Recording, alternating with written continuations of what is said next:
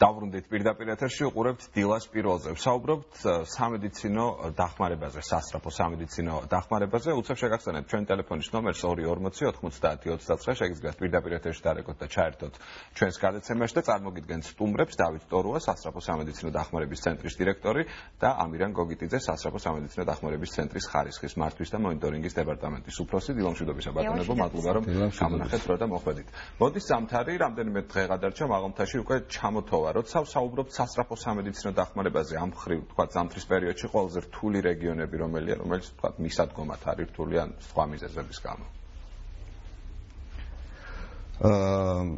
ესე იგი, ჩვენი ქვეყნის მთაგორიანი რელიეფის შესახებ მთელ მოსახლეობას მოეხსენება, საკმაოდ ბევრი არის ასეთი ტერიტორია, განსაკუთრებით ზამთრის პერიოდში, როდესაც მოყინული არის გზები, დიდთოლობის გამო იკეტება რიგი უღელტეხილები და გზები, საკმაოდ გვიჭირს რიგ ადგილებში მისვლა. თუმცა მინდა გითხრათ, რომ 2013 წლის ჩათვლით აბსოლუტურად ვერანაირ კრიტიკას ვერ უძღვილდა რეგიონებში სასწრაფო სამედიცინო დახმარების მუშაობა, იქიდან გამომდინარე, რომ მის ბალანსზე არსებული სასწრაფო დახმარების ავტომობილები თითქმის ისე იყო მწყობრიდან გამოსული, რომ ყოველდღიურ შეკეთებას საჭიროებდა და გამოძახებაზე გასული ექიმები საერთოდ ვერ აღწევდნენ, მიუხედავად გზისა შემთხვევის ადგილზე. თუმცა ჯანდაცვის სამინისტრომ სასწრაფო სამედიცინო დახმარების ცენტრისათვის 2014 წლის ბოლოდან დაიწყო და 2015 წლის დასაწყისში დაამთავრა ცენტრის ავტოპარკის განახლება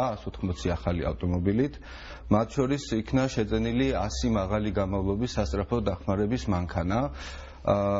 შერჩეული იქნა ის რაიონები და ეს 100 ახალი მაღალი გამოვლობის სასწრაფოს მანქანები გადანაწილდა ზუსტად იმ რაიონებში, რომლებიც იყვნენ მთაგორიანები, რომლებსაც ყველაზე მეტად ჰქონდათ პრობლემა რელიეფიდან გამომდინარე გამოძახების ადგილზე მისვლისათვის. ამ ხრივ ყველაზე რთული რომელი რეგიონებია, თქვა თუშეთი, ხევსურეთი, სვანეთი. სვანეთის ნაწილი სავარაუდოდ აჭარა ალბათ მაღალმთიანი. კი ბატონო, მაღალმთიანი აჭარა საკმაოდ მალე გამოიხატება იმით, რომ დიდთოვლობა იწყება, იგივე სვანეთი ახსენეთ თქვენ.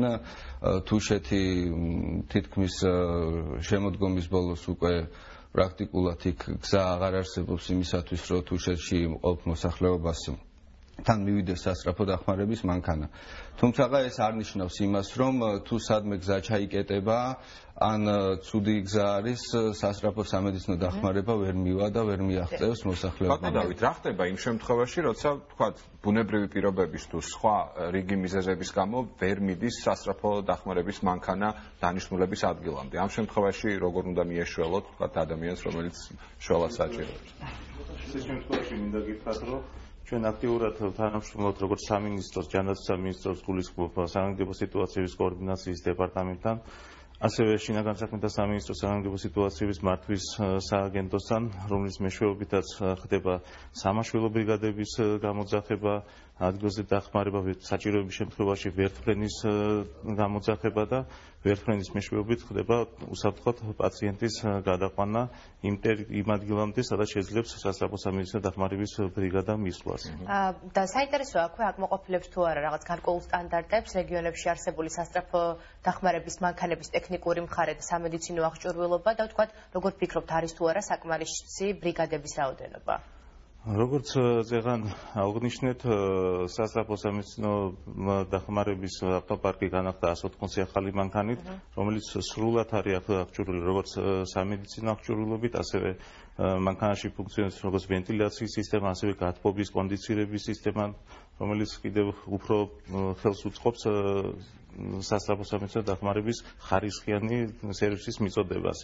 ასევე მინდა გითხრათ, რომ მომავალი წლისთვის პირველ ნახევარში დაგეგმილია კიდევ დამატებით 20 ახალი ავტომანქანის შეძენა, რომელიც უზრუნველყოფს ჯანდაცვის სამინისტრო და შემდეგ ჩვენ ცენტრს გადმოსცემს. ექიმების კვალიფიკაციაზეც რო ვისაუბროთ, თუ შეიძლება, იმიტომ რომ მათი ანაზღაურება მაინც და მაინც მაღალი არ არის ექიმის სკოლობაზე, როგორც თუ ვთქვათ, ევროპული ქვეყნების გამოცდილებას გადავხედავთ. ამ მხრივ კვალიფიკაცია რამდენად იძლევა იმის საშუალებას, რომ კარგი სწორი დახმარება აღმოუჩინონ პაციენტებს, ვისაც ჭირდება? მოგახსენებთ 2015 წელს სასწრაფო სამედიცინო დახმარების ცენტრმა საკუთარი ძალებით მოახერხა ის, რომ მის მართვაში მყოფი 10-ვე რეგიონის სასწრაფო სამედიცინო დახმარების ექიმებს ჩაუტარა გადამზადების კურსები. ეს გადამზადების კურსები ეხებოდა პირველად გადაუდებელ დახმარებას, თანამედროვე სტანდარტებს, პროტოკოლებს, რამაც მოგცა საშუალება, რომ ჩვენ დაგვენერგა აი ამ პირველ ეტაპზე ის თანამედროვე მიდგომები, რაც არის მედიცინაში გადაუდებელ დახმარებაში. შესაბამისად, ჩვენი ბრიგადების კვალიფიკაცია უახლოვდება ნელ-ნელა ევროპულ სტანდარტებს. ჩვენ გადამზადების კურსებს ასევე გავაგრძელებთ. ეს არ არის, ასე ვთქვათ, ერთჯერადი ხასიათის, ეს მოხდება ყოველწლიურად. და მინდა ვთქვა, რომ ჩვენი ექიმები საკმაოდ კვალიფიციურად აღმოუჩენენ ჩვენს პაციენტებს სამედიცინო დახმარებას.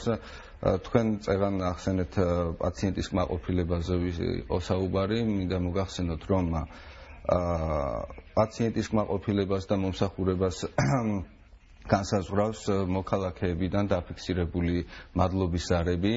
არის რიგი შემთხვევებში პრეტენზიების ზარები, თუმცა მინდა გითხრათ, რომ ეს სტატისტიკა გაცილებით მაღალია მადლობები, ვიდრე პრეტენზიები. შესაბამისად, ჩვენ ეს არის მოსახლეობის აზრი და ამას ჩვენ ვაფიქსირებთ და ჩვენთან მონიტორინგის სამსახური, რომელსაც თქვენ ხელმძღვანელობთ, ამ მიმართულებით მუშაობს, რომ ვთქვათ, რამდენად კმაყოფილია პაციენტი, რომ ამას გაუწიოს მონიტორინგი, ვთქვათ, აღნუსხოს ის რაღაც.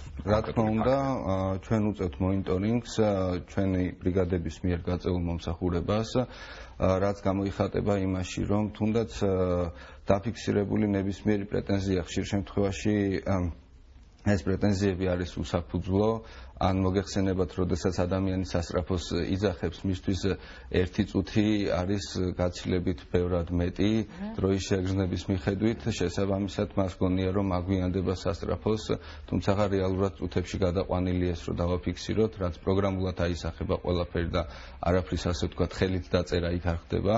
ფიქსირდება, რომ რიგი პრეტენზიები უსაფუძვლო არის, ჩვენ მოსახლეობას უკავშირდებით, ჩვენი ბრიგადების მომსახურების შემდგომ და ვაფიქსირებთ მათ აზრს, თუ რამდენად კმაყოფილნი დარჩნენ ისინი სამედიცინო მომსახურებით. აი, როგორ ხდება, თქვათ, იგივე რეგიონებზე ვისაუბროთ, ახლა უმეტესწილად, როგორ ხდება პრიორიტეტების გადანაწილება, თქვათ, გამოძახების შემთხვევაში? რაც შეეხება თბილისში რაღაც ცენტრალიზებულია, ხო, ერთგვარად 112-ში რეკავს მოქალაქე და ვიცი რომ რეგიონებისა და თბილისის სასწრაფო სამედიცინო სამსახურები გაყოფილია, ხო? ერთად არ ვთქვათ, იქ როგორ ხდება ამის კოორდინაცია? 112-ში ყველა თბილისში იძახებთ ნებისმიერ მოქალაქეში, მაინც 112-ში ხდება დარეკვა, მაგრამ 112 და ბათუმის სასწრაფო არის ცალკე მერიების საკუთრებაშია, ხო, დანარჩენი რეგიონებში სულ 65 რაიონში ოპერირებთ ყველაწლის სასწრაფო სამედიცინო დახმარების მიწოდებას. ამიტომ როცა ხდება 112-ში დარეკვა, ჩვენ გვაქვს ცენტრალური სადისპეჩერო, სადაც ხდება პროგრამულად ინფორმაციის მოწოდება და მე უკვე ჩვენ ვახორციელებთ თავიდან ბოლომდე, სანამ ბრიგადა არ გამოვა მისამართიდან ან ჰოსპიტალიზაციას არ მოახდენს, მანამდე ჩვენს მართვის ქვეშ არის აღნიშნული ზარი. ანუ 65 ადგილას ზის ოპერატორი, რომელიც ინიშნავს 65 ადგილას არა, თბილისში ზის 16 ოპერატორი, რომელიც ანაწილებს 65 რაიონის. გასაგებია. ძალიან საინტერესოა ასევე, ვთქვათ, პრიორიტეტებზე რა ხომ საუბრობთ, არის შემთხვევები, როდესაც ძალიან მარტივი რაღაცისთვის ხდება გამოძახება. ხო, ანუ ეს ვიკითხე ზუსტად, აი მაგალითად სიცხე მაქვს და გამოვიძახე და ვიღაცას გულის პრობლემა აქვს, ამ შემთხვევაში უპირატესობა ბუნებრივია ენიჭება იმას და არა მე, ხო ასეა. როგორ ხდება უფრო დეტალურად რომ გითხრათ პრიორიტეტების განაწილება? პირველ რიგში მინდა მოგახსენოთ, რომ ძალიან მნიშვნელოვანი არის მოსახლეობის მიდგომა ამ კუთხით რა. სასწრაფო სამედიცინო გადაუდებელი დახმარება ნიშნავს იმას, რომ უნდა გამოვიძახოთ სასწრაფო დახმარება გადაუდებელი შემთხვევების დროს და არ უნდა ვიყოთ ამბულატორიის ფუნქციის შემსრულებელი, ეს კარგ ვარიანტში დღეს და სამწუხაროდ ხდება ისე, რომ გამიფუჭდა თერმომეტრი, გამიფუჭდა წნევის აპარატი და ვიძახებთ სასწრაფო დახმარებას. რაიონებში აქ კიდევ უფრო მეტად სპეციფიურადაა ეს, ვინაიდან ჩვენი ბრიგადები საკმაოდ დიდ მანძილებს ფარავენ, ან დადიან დიდ მანძილებზე, შესაბამისად ამ მანძილების დაფარვას სჭირდება მეტი დრო და მიაქვს ამას მეტი რესურსი. სამწუხაროა ის, რომ დაახლოებით 1 საათის სავალგზაზე ადამიანი როცა გვიძახებს 37 გრადუსი ტემპერატურა მას და რეალურად შეიძლება მივიდე და არც არაფერი ჭირდება.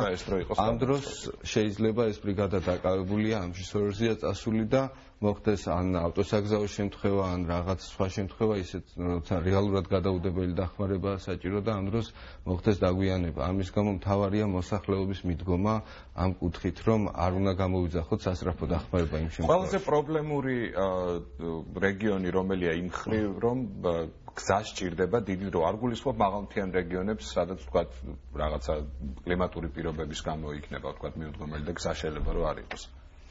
ჩვენი ბრიგადები გადანაწილებულნი არიან 65 რაიონულ ერთეულებში, თუმცა არ არიან განთავსებული მხოლოდ რაიონულ ცენტრებში.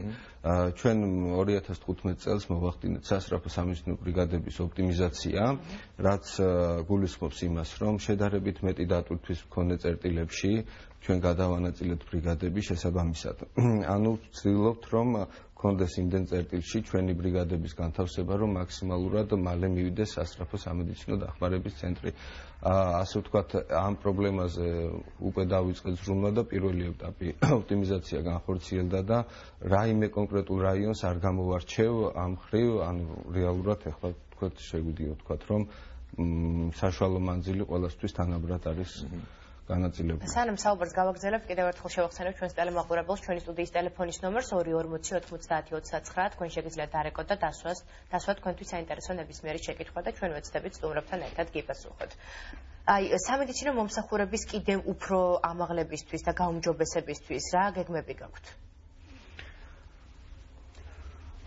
სამედიცინო სერვისის ამაღლებისთვის, როგორც ვისაუბრეთ, ასევე დაგეგმილია გვაქვს მომავალი წლისთვის ექიმების გადამზადება, მაგათი ხარისხის ამაღლება, როგორც ვისაუბრე, ასევე 20 ახალი ავტომანქანის შეძენა არის დაგეგმილი და ასევე გავაგრძელებთ ბრიგადების ოპტიმიზაციას და უფრო მეტი ხელმისაწვდომი გახდეს და უფრო დროულად რომ მივიდეთ ავადმყოფთან მაგაზე ზრუნვას. ხელფასები? ასევე შეფასებულებია.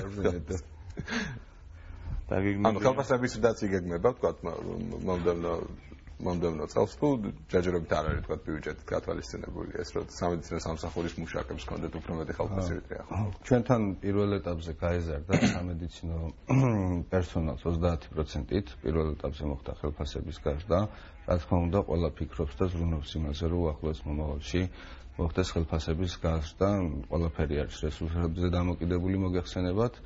და ამაზე ასე ვთქვათ ეს საკითხი გვერდზე არავის არ აქვს გადადებული შესაბამისად ზრუნავს შესაბამისი ადამიანები ამ საკითხს. ძალიან დიდი მადლობა. წარმატებას გისურვებთ. მაყურებელს შევახსენებთ დავით დოროა, სასწრაფო სამედიცინო დახმარების ცენტრის დირექტორი და ამირან გოგიტიძე, სასწრაფო სამედიცინო დახმარების ცენტრის ხარისხის მართვის და მონიტორინგის დეპარტამენტის ხელმძღვანელი იყო ჩვენი სტუმარი. ურმესი მადლობა კიდევ ერთხელ წარმატებას გისურვებთ. წარმატებებს გისურვებთ. დიდი მადლობა გადაცემაში სტუმრობისთვის კიდევ ერთხელ.